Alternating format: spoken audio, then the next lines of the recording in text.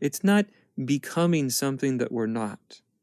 It's not transforming ourselves. It's not changing ourselves. It's literally a remembering of what we are. But at the moment of this remembering, if this remembering is authentic, it's not viewed as a personal thing. There's really no such thing as a personal awakening, because personal would imply separation. Personal would imply that it's the me or the ego that awakens or becomes enlightened. But in a true awakening, it's realized very clearly that even the awakening itself isn't personal. It's the universal spirit or universal consciousness that wakes up to itself. It's not the me that wakes up. Actually, what we are wakes up from the me. What we are wakes up from the seeker. What we are wakes up from the seeking. And so this awakening is essentially very different than what we're often taught spiritual awakening is. There's a lot of confusion about what spiritual awakening is, what enlightenment is. So I think it's important that we clear some of this misunderstanding up.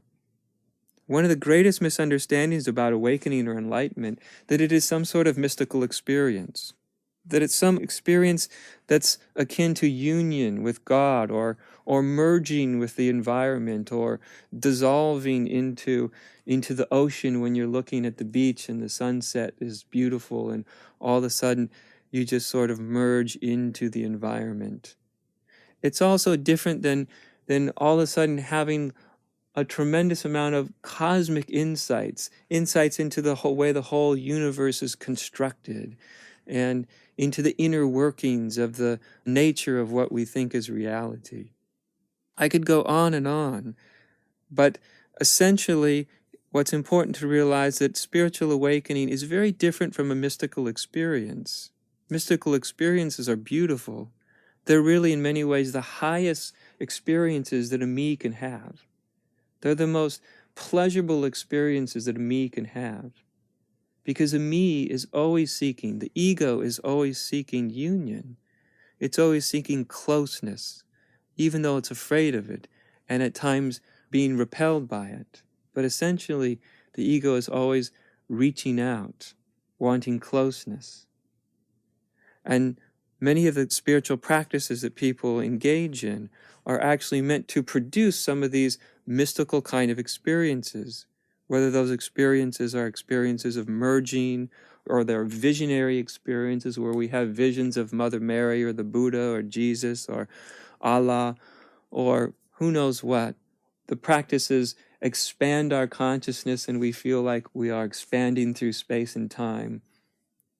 And on. Or a lot of these spiritual practices may seek to activate the essential energy within us, sometimes called the Kundalini. And this energy can be activated and start course through our system, and it can have some extraordinarily pleasurable effects.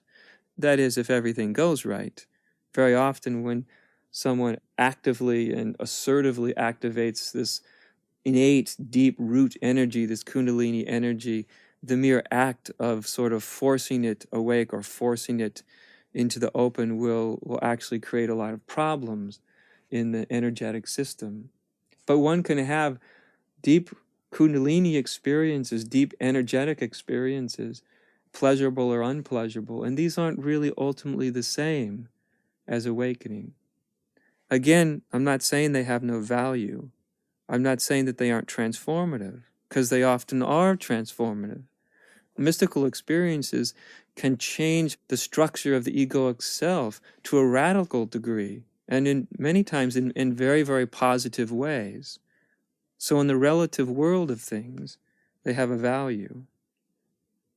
But when we're talking about spiritual awakening, we're talking about something that is essentially awakening from the me. It's not really, certainly not initially, it's not really about transforming the me or changing the me. It's not concerned with the me having a better experience. It's literally a waking up from the dream of me. It's going from one paradigm to a completely different paradigm. It's as if going from one world to another world. I don't mean to imply that someone who's awake doesn't see the same world that you see. When you see a chair, someone who's awake sees a chair. If you see a car, someone who's awake sees a car. It's not that we see things differently necessarily, but the difference is when one is truly awakened, when they've really gone beyond the veil of the illusion of duality and separation. What's perceived is everything that looks different and distinct, actually in its essence, is the same.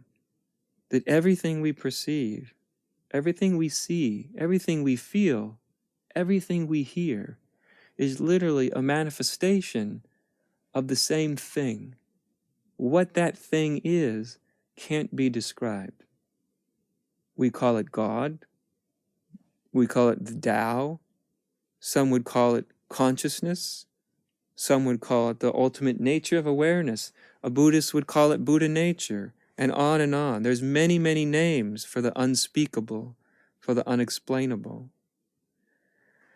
But spiritual awakening really reveals that that which is unspeakable and unexplainable is actually what we are. It is the unspeakable. It is spirit itself that wakes up. This is really important to understand in spiritual awakening.